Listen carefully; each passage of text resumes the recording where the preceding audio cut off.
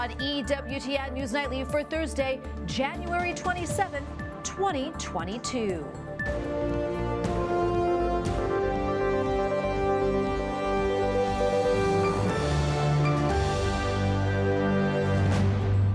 Thank you so much for being with us tonight. I'm Tracy Sable. The head of an archdiocese in Germany issued an apology this morning to survivors of clergy sexual abuse.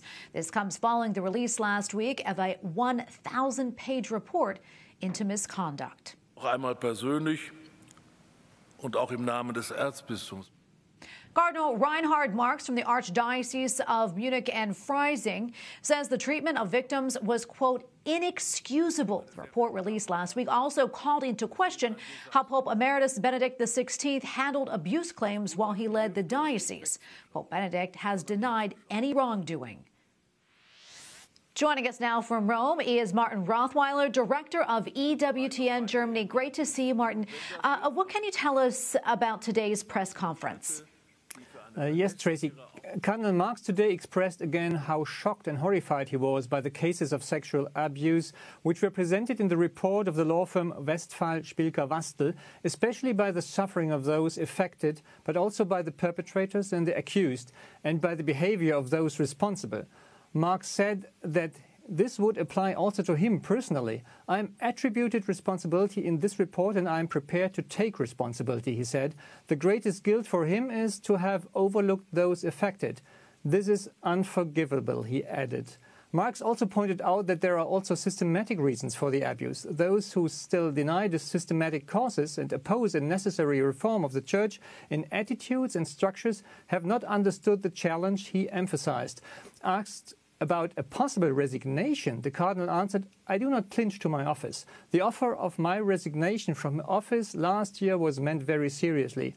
Pope Francis decided otherwise and asked me to continue my ministry responsibly.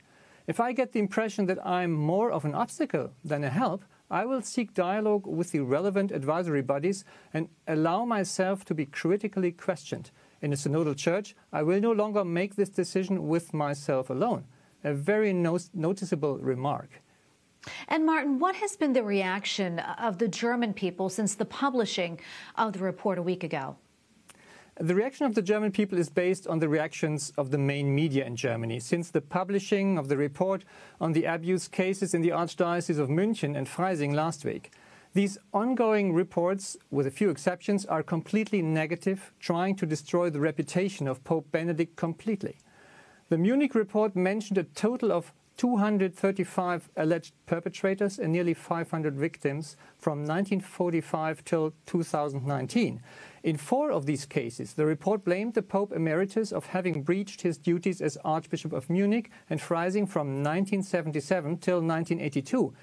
In an 82-page paper, Pope Benedikt gave his answer to the accusations, basically stating that he had never been informed properly about any of these cases and therefore acted correctly according to this and his state of knowledge.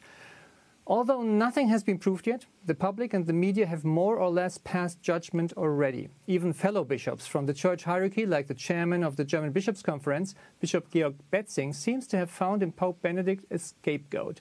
In a few words, the reactions are completely out of proportion.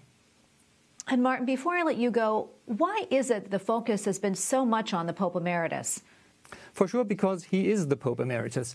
But it is remarkable that in these days no mentioning is made of the achievements by Pope Emeritus Benedikt with regard to his fighting against the abuse in the Church.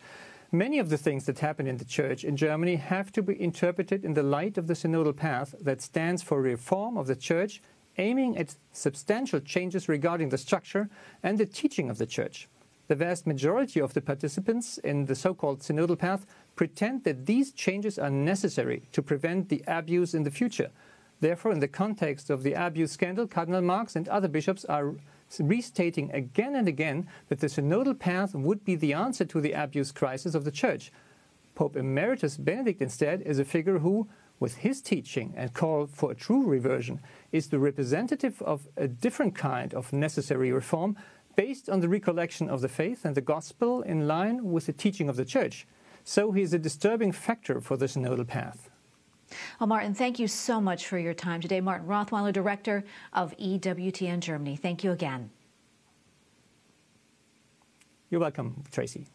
And Martin Rothweiler will continue the conversation about the German abuse report with Monse Alvarado on EWTN News in Depth tomorrow night at 8 p.m. Eastern.